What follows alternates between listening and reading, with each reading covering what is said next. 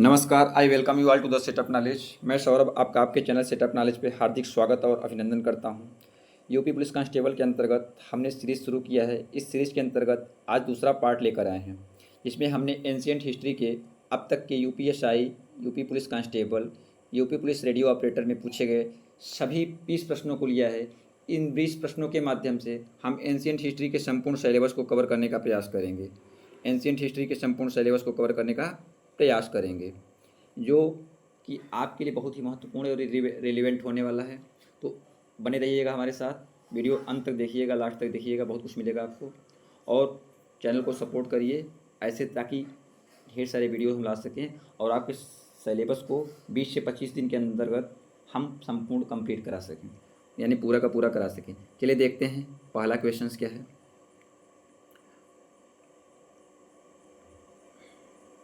वैदिक सभ्यता किस नदी के तट पर विकसित हुई? गोदावरी, कावेरी, कृष्णा, सरस्वती। तो वैदिक सभ्यता आपका सरस्वती नदी के तट पर विकसित हुई। वैदिक सभ्यता किसकी नदी पर विकसित हुई? सरस्वती नदी के तट पर विकसित हुई। तो वैदिक सभ्यता से संबंधित एक दो चीज़ें और पूछी जाती हैं। वैदिक सभ्यता को दो कालों में विभाजित किया गया, जान लीजिए। दो कालों में विभाजित किया गया। पहला है ऋग्वैदिक काल, जिसका समय है 1500 से 1000 ईसा पूर्व। दूसरा है आपका उत्तर वैदिक काल, जिसका समय है 1000 से 600 ईसा पूर्व। 1000 से 600 ईसा पूर्व। अब वैदिक काल में ही ब्राह्मण ग्रंथ, उपनिषद और वैदिक ग्रंथों को व्यवस्थित करने का कार्य किया गया था। और वैदिक काल से क्वेश्चंस पूछा गया था, यूपीएसआई में ही पूछा गया था, मैंने यहाँ मेंशन नहीं किया उसको, इसी में इंक्लूड कर दे रहा हूँ। ब्रीह, ऋग्वैदिक काल में ब्रीह किसे कहा जाता है? यानी ब्रीह किसे कहा जाता है, कहा जाता था? तो ब्रीह आपके चावल को कहा जाता है। किसको कहा जाता था ऋग्वैदिक काल में? चावल को ब्रीह कहा जाता था। चावल को ब्रीह कहा जाता था। चलते बढ़ते हैं अगले क्वेश्चन की तरफ। मौर्य राजवंश की स्थापना मगध में हुई थी। वर्तमान में वो किस नाम से जाना जाता है? पश्चिम बंगाल, पंजाब, बिहार, उत्तर प्रदेश। तो हम सब जानते हैं कि मगध कहाँ कहाँ पे है इस समय? बिहार में है। तो मगध बिहार में है। तो जान लीजिए मौर्य वंश है। मौर्य वंश के बारे में कुछ चीज़ें जान लेते हैं। मौर्य वंश का जो संस्थापक था वो चंद्रगुप्त मौर्य था। चंद्रगुप्त मौर्य का जन्म 345 ईसा पूर्व में हुआ था। चंद्रगुप्त मौर्य 322 ईसा पूर्व में मगध की गद्दी पर बैठा। कब बैठा? 322 ईसा पूर्व मगध की गद्दी पर बैठा। और इससे क्वेश्चन से एक और पूछा गया था, यूपी पुलिस कांस्टेबल 2018 में पूछा गया था कि मौर्य वंश का अंतिम शासक या अंतिम सम्राट कौन था? तो अंतिम शासक बृहद्रथ था। कौन था? बृहद्रथ। इसके सेनापति पुष्यमित्र शुंग ने इसकी हत्या करके पुष्यभूति वंश की स्थापना की थी। चलिए आगे देखते हैं। निम्नलिखित में से किस व्यक्ति को हिंदू दर्शन के शाक्य पद्धति के संस्थापक के रूप में माना जाता है? पतंजलि, गौतम ऋषि, कपिल मुनि या कपिल ऋषि, बद्रायन। तो कपिल ऋषि को क्या माना जाता है? शाक्य पद्धति या शाक्य दर्शन के संस्थापक के रूप में माना जाता है। ये क्वेश्चन यूपीएसआई 2017 में पूछा गया है। मैंने जो क्वेश्चंस कहाँ आए हैं उनके सामने मेंशन कर दिया है, आप देख लीजिएगा कौन कहाँ पूछे गए हैं। बाकी इसका पीडीएफ कमेंट बॉक्स में टेलीग्राम चैनल लिंक दे दूंगा, तो टेलीग्राम से जुड़ करके आप इसका पीडीएफ भी प्राप्त कर सकते हैं। तो चलिए टॉपिक पे आते हैं। निम्नलिखित में से किस व्यक्ति को हिंदू दर्शन के शाक्य पद्धति के संस्थापक के रूप में माना जाता है? तो कपिल ऋषि को माना जाता है। अब जान लीजिए, तो पतंजलि किसके संस्थापक थे? योग दर्शन के। किसके थे? योग दर्शन के। गौतम ऋषि किसके थे? गौतम ऋषि न्याय के थे। गौतम ऋषि किसके थे? न्याय के थे। अब बद्रायन ने ब्राह्मण सूक्त की रचना की थी। किसकी रचना की थी? ब्राह्मण सूक्त, ब्रह्म पुरुष की रचना की थी। चलिए बढ़ते हैं आगे। किसने मगध की राजधानी राजगृह से पाटलिपुत्र स्थानांतरित की थी? बिंबिसार, अशोक, चाणक्य। इसमें एक थोड़ा पीडीएफ में मिसिंग हो गया है। अजातशत्रु था। चौथा नंबर अजातशत्रु। तो इसका सही आंसर होगा अजातशत्रु। वैसे होना चाहिए उदयन, आंसर तो उदयन होना चाहिए। क्या होना चाहिए? उदयन, अजातशत्रु का पुत्र है उदयन। लेकिन चूंकि उदयन दिया नहीं था ऑप्शन में, तो इस वजह से अजातशत्रु होगा। अजातशत्रु इसलिए था कि अजातशत्रु ने गंगा एवं सोन नदियों के संगम पर स्थित पाटलिपुत्र के राजनीतिक महत्व के कारण उसकी किलेबंदी की थी। किलेबंदी करने के कारण यहाँ पे अजातशत्रु मान लिया जाएगा। लेकिन उसके बाद उसके पुत्र उदयन ने पाटलिपुत्र को मगध साम्राज्य की राजधानी घोषित की थी। तो उदयन नहीं है चूंकि, इसलिए अजातशत्रु माना जाएगा। अगर उदयन होगा और अजातशत्रु दोनों होंगे तो इसका सही आंसर उदयन माना जाएगा। चलिए आगे देखते हैं। हर्षवर्धन की राजधानी कहाँ थी? प्रयागराज, कन्नौज, नालंदा, थानेश्वर। तो हर्षवर्धन की राजधानी क्या थी? कन्नौज थी। हर्षवर्धन के बारे में जान लेते हैं। हर्षवर्धन पुष्यभूति वंश का सबसे प्रतापी शासक था। वह अपने राज्य के साथ साथ अपनी बहन के राज्य का भी देखभाल करता था, इसलिए उसने अपनी राजधानी थानेश्वर से कन्नौज को ट्रांसफ़र कर दिया था। थानेश्वर से कन्नौज कर दिया था। और हर्षवर्धन से संबंधित एक बहुत फेमस ग्रंथ है जिसका नाम है हर्षचरित। हर्षचरित पेपर में पूछता है हर्षचरित के लेखक कौन है? तो हर्षचरित के लेखक कौन है? बाणभट्ट। कौन है? बाणभट्ट। बाणभट्ट कभी कभी पूछ लेता है बाणभट्ट किसका दरबारी कवि था? तो बाणभट्ट हर्षवर्धन का दरबारी कवि था। उसने ही हर्षचरित की रचना की। हर्षवर्धन स्वयं एक लेखक था। हर्षवर्धन ने 3 फेमस ग्रंथ की रचना की है। पहला नाम है नागानंद, पहला है नागानंद, नोट कर लीजिए। पहला है नागानंद, दूसरा है आपका रत्नावली, दूसरा है रत्नावली, तीसरा है प्रियदर्शिका। तीसरा क्या है? प्रियदर्शिका।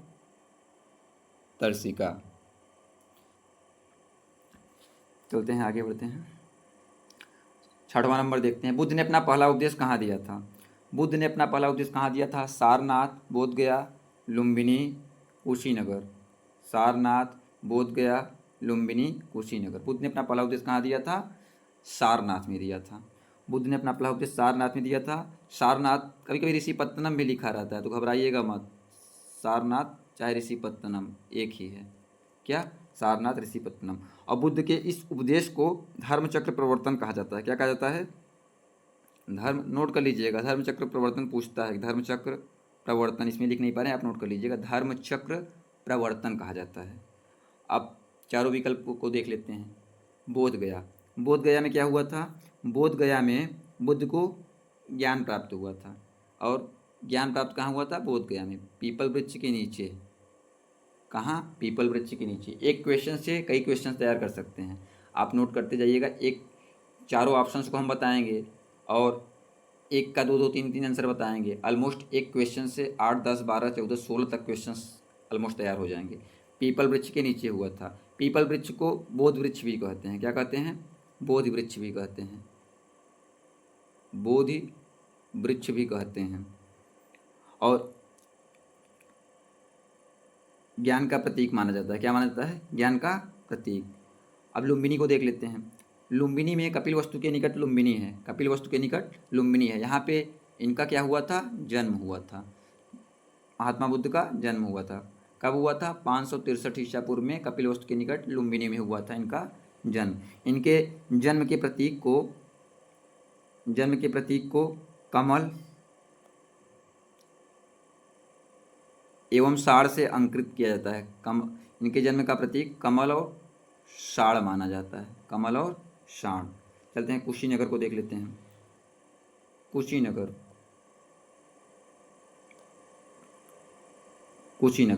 में इनकी मृत्यु हुई थी। क्या हुई थी? इनकी मृत्यु हुई थी। और इस घटना को क्या कहते हैं? महापरिनिर्वाण कहते हैं। क्या कहते हैं? महापरिनिर्वाण कहते हैं। कुशीनगर में इनकी मृत्यु हुई थी। कुशीनगर कहाँ पे है? देवरिया उत्तर प्रदेश। कहाँ पे? पेपर पूछा जाता है कुशीनगर कहाँ स्थित है? देवरिया उत्तर प्रदेश में। इससे एक क्वेश्चन और बनते हैं कि बुद्ध ने सबसे ज़्यादा उपदेश कहाँ दिए हैं, तो श्रावस्ती में दिए हैं। ये नोट कर लीजिए, जरूर से आ सकता है, किसी न किसी सेट में जरूर आएगा। बुद्ध ने सर्वाधिक उपदेश कहाँ दिए हैं, श्रावस्ती में दिए हैं। चलिए 7वां क्वेश्चन देखते हैं अपना। किस सिख गुरु ने सिख विवाह समारोह की शुरुआत आनंद कारज नाम से की थी? आनंद कारज नाम से की थी। गुरु नानक देव, गुरु गोविंद सिंह, गुरु रामदास, गुरु अमरदास। तो जो गुरु अमरदास थे, इन्होंने आनंद कारज नाम से सिख विवाह की शुरुआत की थी।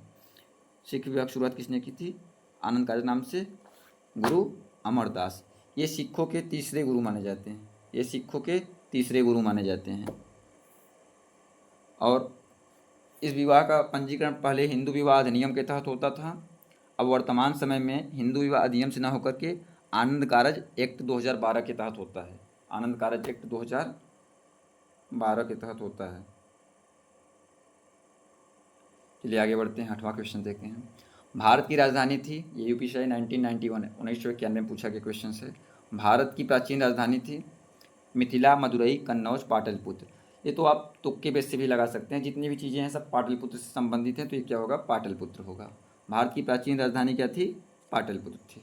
चलिए 9वां क्वेश्चन देखते हैं, 9 नंबर। भारत में शंकराचार्य पीठ कहाँ नहीं है? भारत में शंकराचार्य पीठ कहाँ नहीं है? द्वारिका में, मथुरा में, बद्रीनाथ में, पुरी में।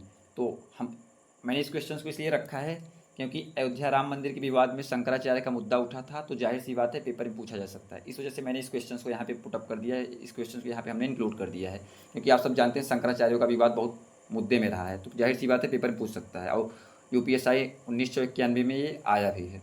तो कहाँ नहीं हुआ था, भारत में शंकराचार्य पीठ कहाँ नहीं है? ये आपका मथुरा में नहीं है। कहाँ नहीं है? मथुरा में नहीं है। तो हम सब जानते हैं कि आदि गुरु शंकराचार्य ने सनातन धर्म की पुनर्स्थापना के लिए देश में 4 मठों की स्थापना की थी। 4 मठों की स्थापना की थी। पहला है द्वारिका गुजरात में, दूसरा है बद्रीनाथ उत्तराखंड में, तीसरा है पुरी उड़ीसा में, चौथा है आपका चौथा क्या है आपका कर्नाटक में है, जिसे श्रृंगेरी कहते हैं। क्या कहते हैं? श्रृंगेरी। श्रृंगेरी कर्नाटक में है। तो कहाँ पे नहीं है? मथुरा में नहीं है। चलिए 10वां नंबर देखते हैं, 10 नंबर क्वेश्चन। भारतीय नेपोलियन किसे कहा जाता है? भारतीय नेपोलियन किसे कहा जाता है? चंद्रगुप्त मौर्य, समुद्रगुप्त, अशोक, हर्षवर्धन। तो भारतीय नेपोलियन कहा जाता है समुद्रगुप्त को। किसे कहा जाता है? समुद्रगुप्त को भारतीय नेपोलियन कहा जाता है। और समुद्रगुप्त को भारतीय नेपोलियन किसने कहा था? कभी क्वेश्चन ये भी पूछता है, समुद्रगुप्त को भारतीय नेपोलियन किस इतिहासकार ने कहा था? तो स्मिथ ने कहा था। किसने? स्मिथ ने कहा था या कहा है? स्मिथ ने समुद्रगुप्त को भारत का नेपोलियन या भारतीय नेपोलियन कहा है। अब समुद्रगुप्त के बारे में कुछ और चीज़ें जान लेते हैं। समुद्रगुप्त प्रयाग प्रशस्त का संबंध है समुद्रगुप्त से। किससे है? प्रयाग प्रशस्त पूछता है पेपर में। प्रयाग प्रशस्त। समुद्रगुप्त के प्रयाग प्रशस्त से उसके विजय अभियानों की जानकारी मिलती है। जो विजय अभियान कितने किए थे वो सब प्रयाग प्रशस्त में मिलती है। अब प्रयाग प्रशस्ति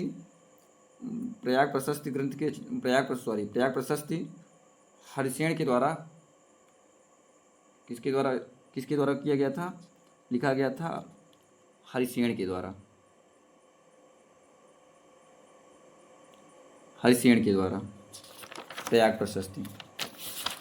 अब प्रयाग प्रशस्ति के बारे में जान गए, किसके द्वारा? हरिसेन के द्वारा। अब जानते हैं कि समुद्रगुप्त के विजय अभियान के बाद उसने क्या कराया था? अश्वमेध यज्ञ कराया था। समुद्रगुप्त ही ऐसा था जिसने अश्वमेध यज्ञ कराया था। पेपर पूछता है कि किस शासक ने अपने विजय अभियान के बाद अश्वमेध यज्ञ कराया था? तो कौन था? समुद्रगुप्त था जिसने अश्वमेध यज्ञ कराया था। इसे कविराज की उपाधि दी जाती है। इसे क्या दी जाती है? कविराज की उपाधि दी जाती है।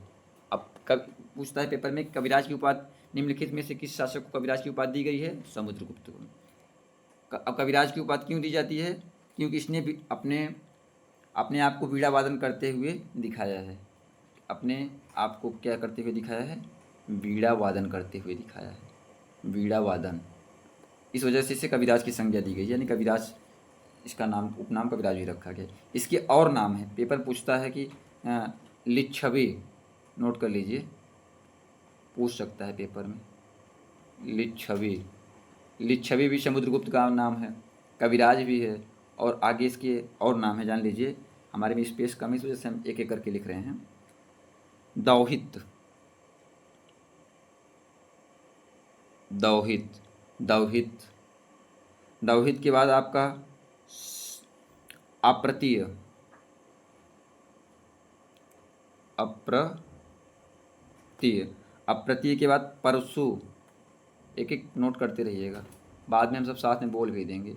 परसु, परसु के अलावा इसका एक नाम और है, क्या बोलते हैं, जैसे कि सर्व राजोच्छेदता, सर्व, सर्व राजोच्छेदता, छेदता, यानी समुद्रगुप्त मौर्य को भारत का नेपोलियन कहा जाता है।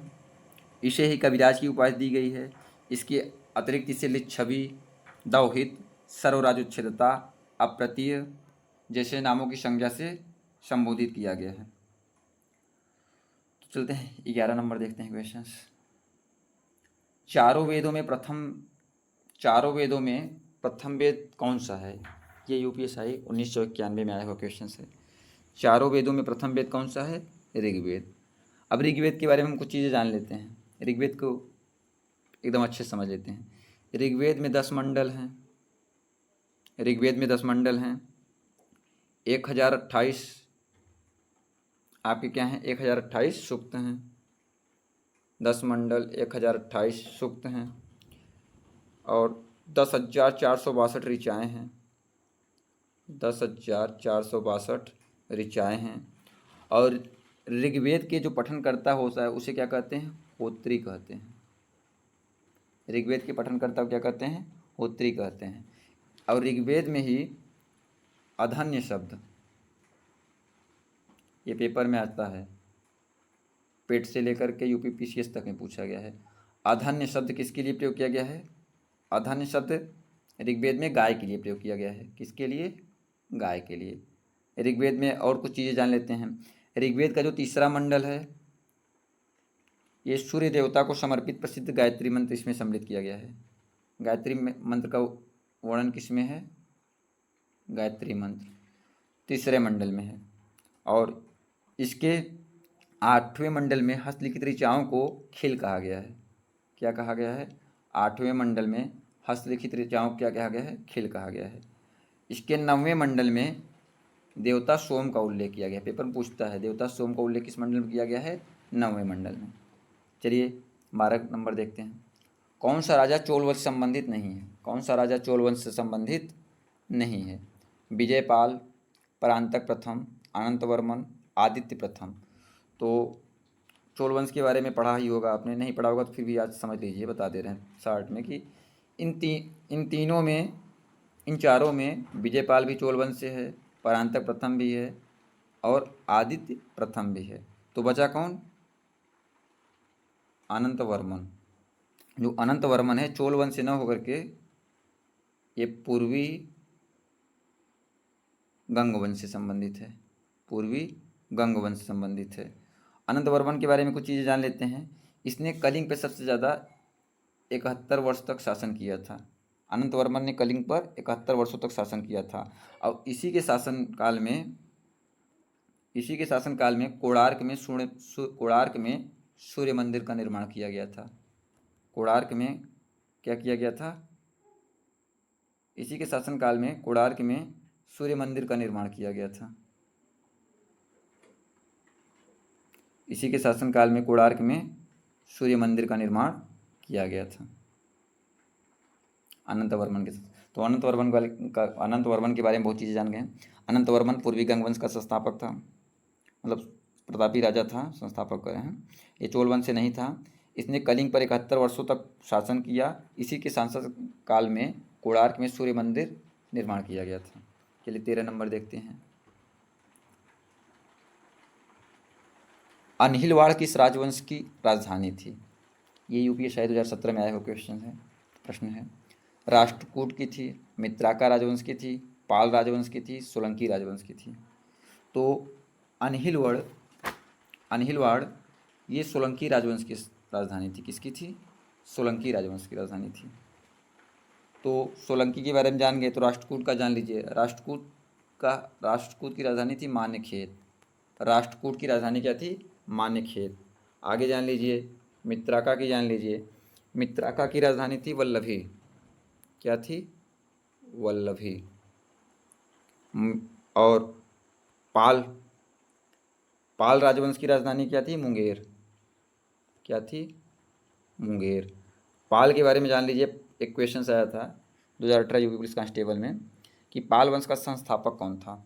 तो पाल वंश का संस्थापक कौन था? गोपाल था। कौन था? गोपाल। अब पाल वंश में धर्मपाल एक राजा था, महान शासक था। कौन था? धर्मपाल। धर्मपाल। इसने ही विक्रमशिला विश्वविद्यालय की स्थापना की थी। किसकी स्थापना की थी? विक्रमशिला विश्वविद्यालय की। विक्रमशिला विश्वविद्यालय की स्थापना की थी किसने? पाल वंश के महान शासक धर्मपाल ने की थी। तो चलिए बढ़ते हैं 14 नंबर पे। भारत में पहले कवि के रूप में किसे श्रद्धेय माना जाता है? ये यूपीएससी 2017 में आया हुआ क्वेश्चन है। वेदव्यास, कल्कि, तुलसीदास, वाल्मीकि। तो हम जानते हैं कि भारत में पहले कवि के रूप में वाल्मीकि को माना जाता है। वाल्मीकि ने ही रामायण की रचना की थी। और वाल्मीकि को ही आदि कवि या पहले कवि की संज्ञा दी गई है। और रामायण ही पहला ग्रंथ माना जाता है, महाकाव्य माना जाता है। रामायण महाभारत है, पहला रामायण माना जाता है। और वेदव्यास ने किसकी रचना की थी? महाभारत की। और तुलसीदास ने रामचरितमानस की। अब कल्कि के बारे में जान लीजिए। कल्कि भगवान विष्णु के 10वें अवतार हैं। कल्कि से क्वेश्चन बन सकता है, क्योंकि अभी हाल ही में करंट अफेयर के लिए कल्कि धाम का स्थापना किया गया था संभल जिले में। कहाँ? संभल जिले में। संभल जिले में कल्कि धाम का स्थापना किया गया। कल्कि भगवान विष्णु के 10वें अवतार हैं। चलिए आगे देखते हैं 15 नंबर क्वेश्चन, जो यूपीएससी 1991 में आया है। सर्वप्रथम किसने चांदी के सिक्के चलाए? सर्वप्रथम चांदी के सिक्के किसने चलाए? समुद्रगुप्त, चंद्रगुप्त द्वितीय, यानी जिसे विक्रमादित्य भी कहा जाता है, हर्षवर्धन, स्कंदगुप्त। सर्वप्रथम किसने चांदी के सिक्के चलाए? ये आपका सही जवाब हो गया चंद्रगुप्त द्वितीय। कौन? चंद्रगुप्त द्वितीय। अब चंद्रगुप्त द्वितीय ने चांदी के सिक्के पर सबसे पहले चांदी के सिक्के कौन चलाए? चंद्रगुप्त द्वितीय ने। और इन सिक्कों पे गरुड़ का चिन्ह अंकित था। क्या था? गरुड़ का चिन्ह अंकित था। और इसने ही स्वर्ण के जो सिक्के चलाए थे, दिनार, जिसे दिनार कहा जाता था। क्या कहा जाता? पेपर में पूछता है कि जो चंद्रगुप्त द्वितीय द्वारा स्वर्ण सिक्के चलाए गए थे दिनार, वो तौल में कितने ग्राम के होते थे या ग्रेन के होते थे? तो वो 121 से लेकर के 132 ग्रेन तक के होते थे। 121 से लेकर 132 ग्रेन तक होते हैं। चलिए 16 नंबर क्वेश्चन देखते हैं। वैदिक काल में स्त्रियों की स्थिति थी उच्च, निम्न, बराबर, निम्न से कोई नहीं। इसका सही आंसर होगा उच्च। क्या होगा? उच्च। ज़्यादातर लोग निम्न मारने वाले होंगे, मुझे पता है, लेकिन इसका आंसर होगा उच्च। क्योंकि जो वैदिक काल में स्त्रियों की स्थिति थी वो उच्च ही थी। जब उत्तर वैदिक काल आया तब उनकी स्थिति गिरना शुरू हुई। जब उत्तर वैदिक काल आया तब स्त्रियों की स्थिति में गिरावट आई। और वैदिक काल में स्त्रियों की स्थिति क्या थी? उच्च थी। चलिए आगे देखते हैं। उच्च कहा जाएगा। अजंता गुफाओं का निर्माण काल है, माने अजंता गुफाओं का निर्माण किसके शासनकाल में किया गया था? गुप्त काल, मुगल काल, मौर्य काल, आधुनिक काल। तो जो अजंता गुफाओं का निर्माण है आपका किया गया था गुप्त काल में। कब किया गया था? गुप्त काल में। अब अजंता गुफा कहाँ है? पेपर में आ सकता है, पूछ सकता है। ये आपका महाराष्ट्र के औरंगाबाद में है। महाराष्ट्र के औरंगाबाद में है। चलिए आगे देखते हैं 18 नंबर। सिंधु सभ्यता में निर्यात किया जाता था। ये यूपीएससी 1999 में आया हुआ क्वेश्चन है। सूती वस्त्र, मिट्टी के बर्तन, सोना, काली मिर्च। तो सिंधु सभ्यता में सूती वस्त्र निर्यात किया जाता था। क्या किया जाता था? सूती वस्त्र निर्यात किया जाता था। इसके अलावा हाथी के दांत निर्यात किए जाते थे। हाथी के दांत की सभी वस्तुएं, जो हाथी के दांत की सभी वस्तुएं हैं वो की जाती थी। और इसके अलावा मनके भी निर्यात किए जाते थे। चलिए 19 नंबर देखते हैं। सत्यमेव जयते कहाँ से लिया गया है? ये क्वेश्चन यूपी पुलिस कांस्टेबल 2018 में आया है, रेडियो ऑपरेटर 2016 में आया है, और कई एग्जाम्स में, यहाँ तक कि यूपी ट्रिपल एस सी पेट जैसे एग्जाम्स में भी पूछे जाते हैं। सत्यमेव जयते कहाँ से लिया गया है? सत्यमेव जयते ऋग्वेद, मनुस्मृति, मुंडकोपनिषद, भगवद गीता। तो सत्यमेव जयते आपका मुंडकोपनिषद से लिया गया है। सत्यमेव जयते कहाँ से लिया गया है? मुंडकोपनिषद से लिया गया है। सत्यमेव जयते को भारत का आदर्श वाक्य माना जाता है। यह राष्ट्रीय प्रतीक, यह राष्ट्रीय प्रतीक भी है, जो कि सारनाथ वाराणसी से लिया गया है। जो कि कहाँ से लिया गया है? सारनाथ वाराणसी से लिया गया है। चलिए आगे देखते हैं 20 नंबर और लास्ट क्वेश्चन हमारा। श्वेतांबर और दिगंबर किस धर्म से संबंधित हैं? श्वेतांबर और दिगंबर किस धर्म से संबंधित है या किस मत से संबंधित हैं? बौद्ध मत या जैन मत, हिंदुत्व, सिख मत। तो जो श्वेतांबर और दिगंबर हैं आपके, ये जैन मत या जैन धर्म से संबंधित हैं। किससे संबंधित हैं? जैन मत या जैन धर्म से, जैन मत या जैन धर्म से। तो जैन मत के बारे में जान लीजिए, जैन धर्म के बारे में जान लीजिए। जैन धर्म का जो वास्तविक संस्थापक है वो महावीर को माना जाता है। वो 24वें तीर्थंकर या अंतिम संस्थापक भी माने जाते हैं, अंतिम तीर्थंकर या वास्तविक संस्थापक माने जाते हैं। और जो श्वेतांबर और दिगंबर है, ये भद्रबाहु अपने जो भद्रबाहु थे अपने शिष्यों के सहित कर्नाटक चले गए थे। तो और स्थूलभद्र के शिष्य भी चले गए थे अलग जगह पे। तो जो स्थूलभद्र के शिष्य थे वो श्वेतांबर कहलाए, और भद्रबाहु के शिष्य जो थे वो आपके जो नग्न रहने वाले थे वो दिगंबर कहलाए। तो इसी के साथ आपका ये 20 क्वेश्चंस का सीरीज़ खत्म हुआ, समाप्त हुआ। और आशा करता हूँ आपको ये सीरीज़ पसंद आई होगी। बाकी भी अभी शुरुआत किए हैं तो चीज़ें कुछ अप्स एंड डाउन्स हो सकती हैं, बट अगर आप लोग पेशेंस और सपोर्ट बनाए रहेंगे तो हम ऐसी ढेर सारी सीरीज लाते रहेंगे और आप लोग के सिलेबस को पूरा करने का प्रयास करेंगे। तो आप अपने चैनल को सपोर्ट करिए और लोगों तक शेयर करिए, चैनल को इन्हेंस करिए, जिससे हमें मोटिवेशन मिले, मनोबल मिले, संबल मिले, तो हम चीज़ों को और अच्छा करने का प्रयास करें। और इस पीडीएफ को प्राप्त करने के लिए कमेंट बॉक्स में टेलीग्राम चैनल का लिंक दिया गया है, उसके माध्यम से आप जुड़ करके आप पीडीएफ को प्राप्त कर सकते हैं। और एग्ज़ाम संबंधित जानकारी, करंट अफेयर्स या जितने भी और बुक्स के पीडीएफ वगैरह चाहिए वो आपको टेलीग्राम पे उपलब्ध करा दिया जाएगा। Thank you for watching all of you, thank you so much, please supporting us. Okay.